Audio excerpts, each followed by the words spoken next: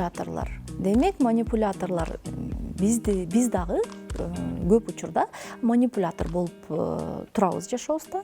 Себеби дегенде биз өзүбүз каалаган нерсени алгыбыз келет да. Дайыма биз өзүбүз гана жөнүндө ойлойбуз. Азыр өзүңүз да анализ кылыңыз. Үйүңүздө кандай бир учур болду, же болбосо мисалы үчүн коллективде, жашооңузда, мамилеңизде кандай бир учур болду. Дайыма биз өзүбүз гана жөнүндө ойлойбуз. Бирөөнү ойлоп атабыз дейбиз, бирок жок, өзүбүздү ойлойбуз.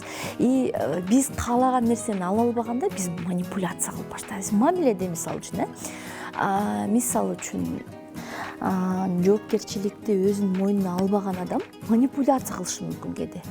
Манипуляция аркылуу өзү каалаган нерсеге жетет. Ошол эле күнөөлүү сезимди башка бирөөнүн мойнуна илип коет. Бул манипуляция аркылуу өзүндө күнөөлүү сезим бар. Мисалы үчүн бир жерге үлгүрүп бара албай калды, бир мероприятияга барыш керек эле, бир иш-чарага барыш керек эле, бара албай калды дагы.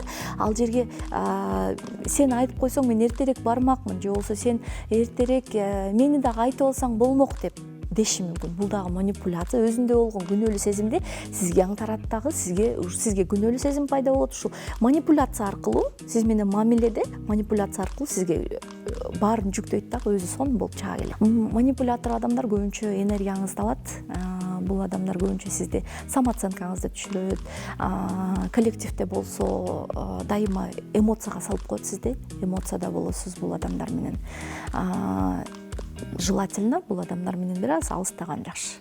Үйдө дагы мисалы үчүн манипулятор ар кандай жактан жасайт да өзүнүн иш аракеттерин.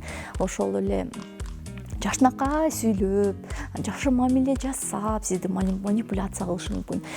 Сиз каалабаган эле нерсени жасатып коет сизге.